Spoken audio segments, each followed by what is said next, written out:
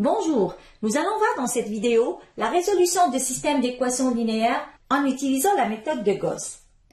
On s'intéresse dans ce cas-là au système ayant une infinité de solutions. Prenons à présent l'exemple suivant. Donc on considère ici une matrice augmentée associée à un système donné, effectuant quelques opérations élémentaires sur les lignes. À la première opération, la ligne 2 va être remplacée par la ligne 2 moins la ligne 1. On obtient dans ce cas-là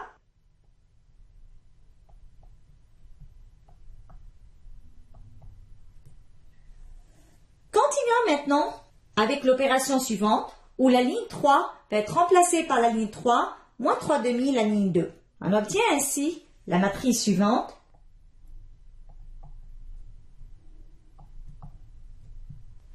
Donc on voit bien qu'on a une matrice ayant deux pivots. Un pivot égal à 3 à la première ligne, un pivot égal à 2 à la deuxième ligne. Donc cette matrice est donnée sous sa forme échelonnée. Comme il s'agit d'une matrice augmentée, donc on l'appelle matrice augmentée échelonnée.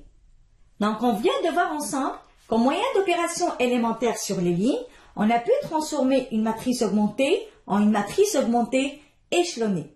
Généralisons ceci. On considère la définition suivante. La méthode de Gauss consiste à transformer la matrice augmentée associée à un système d'équations linéaires en une matrice augmentée échelonnée. On s'intéresse maintenant à la résolution des systèmes d'équations linéaires. Pour cela, on a la proposition suivante. Un système d'équations linéaires peut avoir une solution unique, une infinité de solutions, aucune solution. On verra dans cette vidéo des systèmes ayant une infinité de solutions. Considérons maintenant un deuxième exemple. L'objectif ici étant de résoudre un système de 3 équations à 3 inconnus. Notons ce dernier par 1. Pour utiliser la méthode de Gauss, on va devoir dans un premier temps représenter ce système par sa matrice augmentée. On voit bien que c'est la matrice qu'on a considérée à l'exemple 1. On a vu ensemble qu'au moyen d'opérations élémentaires sur les lignes, cette matrice augmentée est équivalente à une matrice augmentée échelonnée, laquelle représente le système donné par 2. Ainsi, les deux systèmes 1 et 2 sont équivalents, donc ils ont le même ensemble de solutions. On va résoudre le système 2 étant plus facile à manipuler et déduire par la suite l'ensemble de solutions pour le système 1. Du système 2, à partir de la dernière équation, on a 0 égale à 0. C'est une équation qui est toujours vérifiée. À la première équation, on peut isoler x1 qui est égal à moins 3 plus 3x2 moins 4x3. À la deuxième équation, on aura x2 égale à 2 plus 2x3.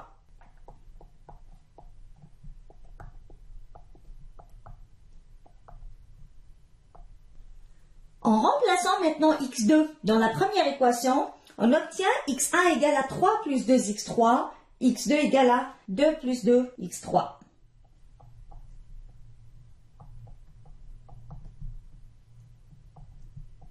On voit bien qu'on a pu exprimer x1 et x2 en fonction de l'inconnu x3.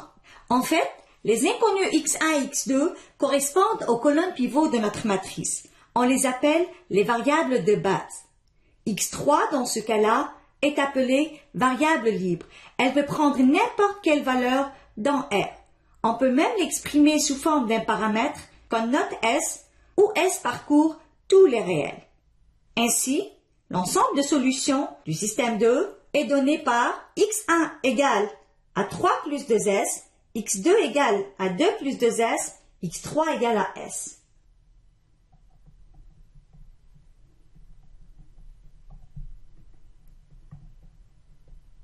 On voit bien qu'à chaque fois qu'on attribue une valeur pour S dans R, on obtient une solution x1, x2, x3 pour le système 2. Prenons par exemple le cas où S égale à 0. Donc, on obtient ici x1, x2, x3 étant égal à 3, 2, 0. Maintenant, pour S égale à moins 1, on obtient x1, x2, x3 étant égal à 1, 0, moins 1.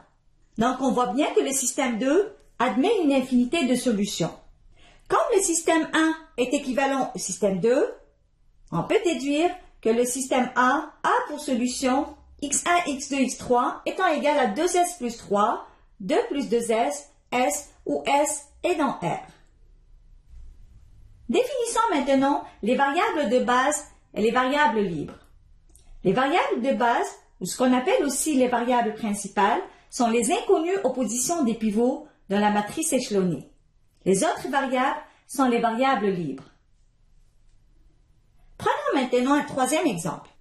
On voudrait ici résoudre un système de 3 équations à 5 inconnues. Notons ce dernier par 1.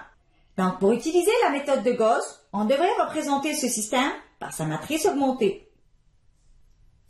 À l'étape suivante, je vous demande de déterminer la matrice augmentée échelonnée.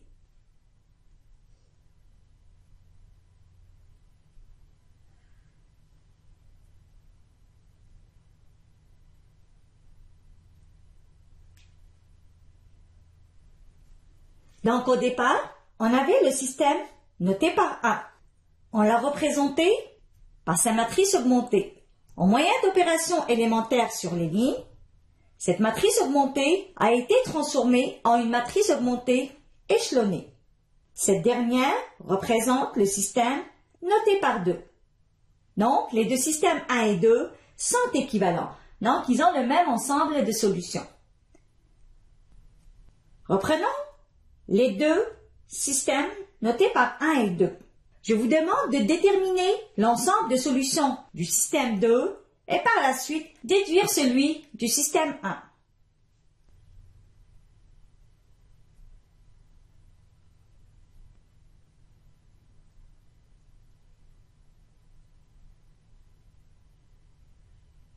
En résumé, nous avons vu aujourd'hui la résolution des systèmes d'équations linéaires en utilisant la méthode de Gauss. On a vu que la méthode de Gauss consiste à transformer un système donné en un système qui lui est équivalent, mais qui est plus facile à résoudre. Ceci se fait au moyen d'opérations élémentaires sur les lignes.